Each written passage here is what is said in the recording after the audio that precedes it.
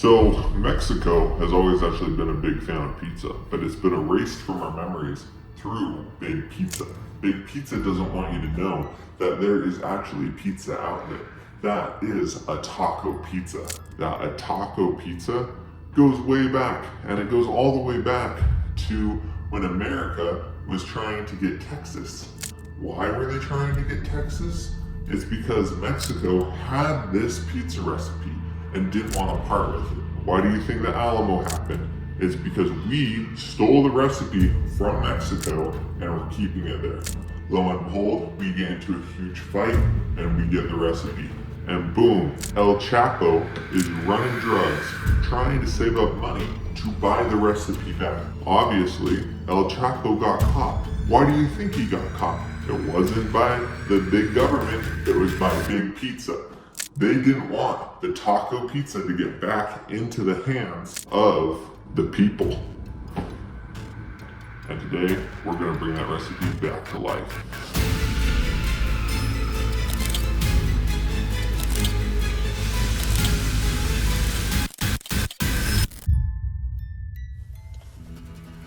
Since this recipe is only passed down by generations and word of mouth, we're gonna wing it and swing it today. First off, let's make our pico. Get 2 tomatoes. I'm using Romas. Let's dice those up. Next, let's grab a red onion and cut only half of it.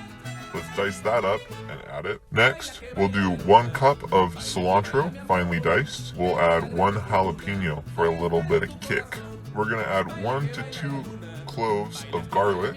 Mix that up, and then we will add 1 lime, juiced, about 3 pinches of salt, and that's our pico. By the way, don't add pepper. I don't know what I'm doing here. I think I heard the wrong verbal recipe. Next, we're gonna make our guacamole.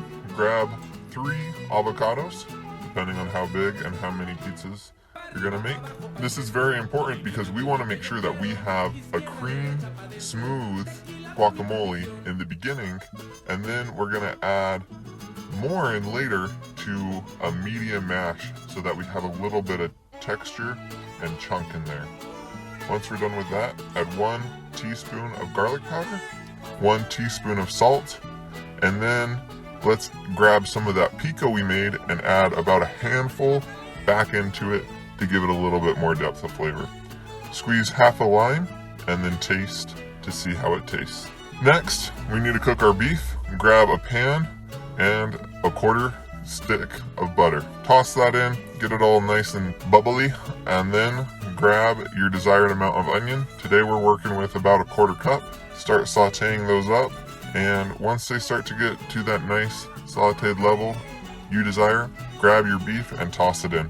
Let it get a little bit of a caramelization. Start breaking down those beef chunks into smaller chunks. Season liberally with taco seasoning from any of the stores or any flavors you want, and then once it's all cooked and seasoned, place it in the fridge because we don't want any hot items going on our pizza. Next, we're going to stretch our dough and get it prepped for this Mexican jewel. Grab your nacho cheese from any place. We're just using your standard nacho cheese that you use for dipping at, your Super Bowl party or whatever. Then once we spread that nice and around on all of our dough surface area, add the ground beef and bake in your baking machine. Once we pull it out, add some hot sauce. Any hot sauce will do. I'm using Cholula. Then grab some guacamole. Make sure you place a dollop on every part of the slice so everybody gets a little bit of flavor. Add a little pico all across the top. Top with cotija, and then enjoy. If you made this recipe, let me know how you like it. Like, comment, and subscribe. And let's get to the review. The review is in. This was a delicious, great pizza. Now, I'm not sure if it was 100% the recipe that the French stole and they got back, but we're going to celebrate Cinco de Mayo with it. And if you like tacos, if you like Italian, if you like pizza, I definitely suggest making this. And if you do, let me know how it went for you down in the comments below.